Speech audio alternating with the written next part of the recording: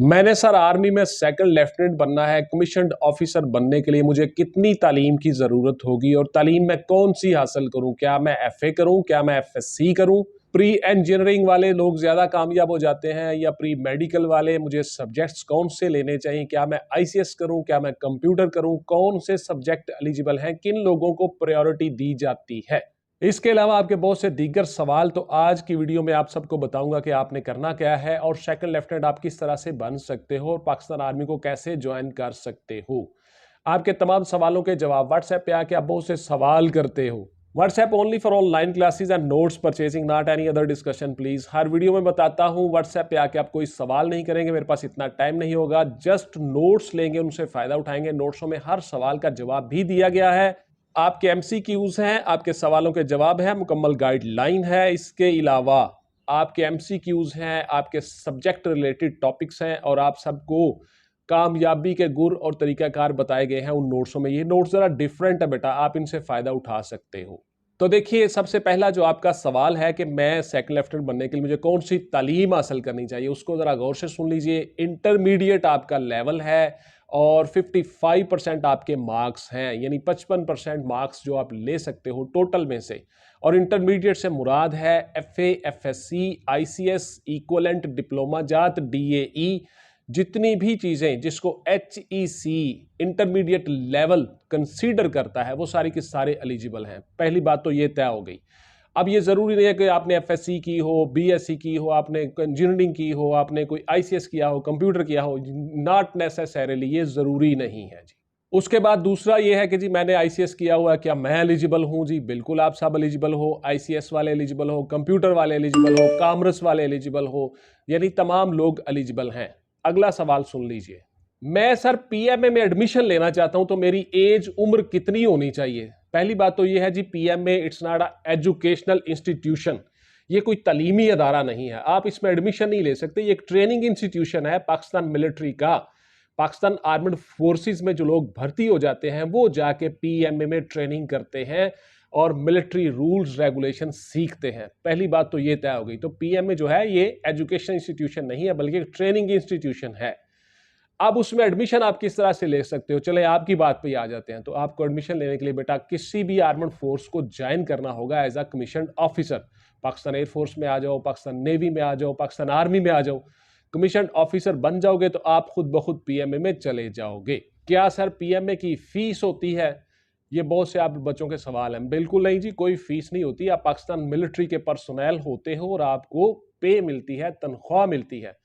तो आप मिलिट्री में ट्रेनिंग करते हो, उसके साथ साथ मिलिट्री में सर्व करते हो, आपको पे मिलती है, आप गवर्नमेंट ऑफिशियल बन चुके होते हो, तो आप पैसे वहां देते नहीं हो, आपको पे मिलती है जी, आपको पैसे मिलते हैं। मेरे साथ मैट्रिक में 57% मार्क्स हैं और एफएससी में मेरे 80% मार्क्स हैं। तो क्या मैं एलिजिबल हूं? बिल्कुल आप एलिजिबल हो जी। आपके 55% मार्क्स तक भी हो तो आप एलिजिबल हो, आप उसमें अप्लाई कर सकते हो, पार्टिसिपेट कर सकते हो। अब देखना ये होता है कि आपने परफॉर्म कैसा किया है उनके टेस्टों में। जो उन्होंने मॉड्यूल बनाए हुए हैं, किस तरह से आपका टेस्ट होता है। इनिशियल टेस्ट होते हैं आपके वर्बल, नॉन वर्बल, एकेडमिक्स, उसके बाद फिर आपके ISSB, inter services selection board, उसमें आपने कैसा परफॉर्म किया, आपने ग्रुप डिस्कशन कैसी की, आपने ग्रुप टास्क कैसे मुकम्मल किए, आपने प्रोग्रेसिव ग्रुप टास्क कैसे किए, आपने ऑब्स्टेकल्स किस तरह से किए, आपने तमाम physical activities as well as mental activities में किस तरह से हिस्सा लिया, पार्टिसिपेट कैसे किया, आप बोले कैसे, आपकी स्पीकिंग पावर कितनी है, आप हेजिटेशन फील तो नहीं करते, ये सारी चीजें वो देखते हैं। जेटीओज आपके साथ साथ होते हैं, ग्रुप टास्क ऑफिसर्स, वो सारी की सारी चीजें नोट करते हैं।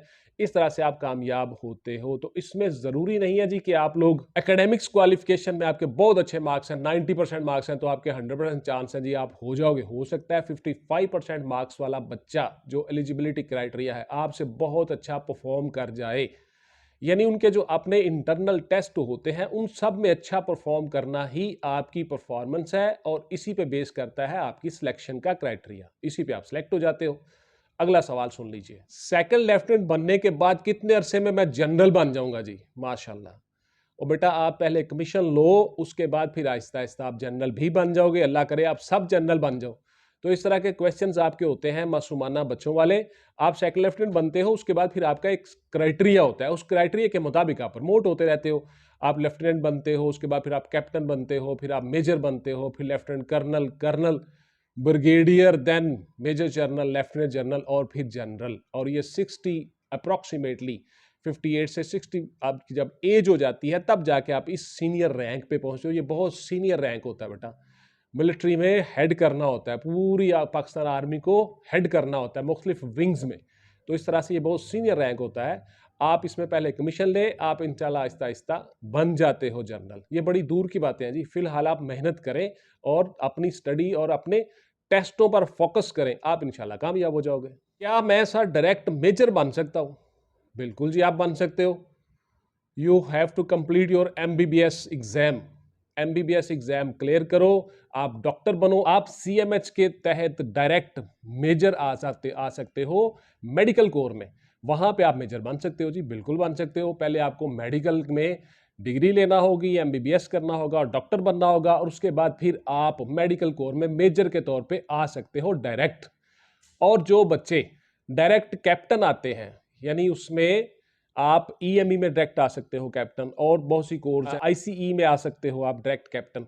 तो कैप्टन के तौर पे आप भर्ती हो जाते हो डायरेक्ट। उसमें आपका कोर्स जो होता है वो, उसमें आपकी 2 साल ट्रेनिंग हो जाती है। उसके बाद फिर आप पाकिस्तान मिलिट्री में ज्वाइन कर लेते हो, मुख्तलिफ यूनिट्स में काम करना शुरू कर देते हो। तो आप PM में लॉन्ग कोर्स वाले जो बच्चे हैं ये डायरेक्ट सेकंड लेफ्टिनेंट आते हैं। इसके अलावा डायरेक्ट कमीशन जो होता है बतौर कैप्टन, उसमें भी आते हो। डायरेक्ट मेजर के तौर पे आप आ सकते हो पाकिस्तान मेडिकल कोर में। मुझे सर सेकंड लेफ्टिनेंट बनना है, तो मुझे मशवरा दीजिए कि क्या मैं MBBS पहले कंप्लीट कर लूं तो फिर मैं सेकंड लेफ्टिनेंट बन जाऊं,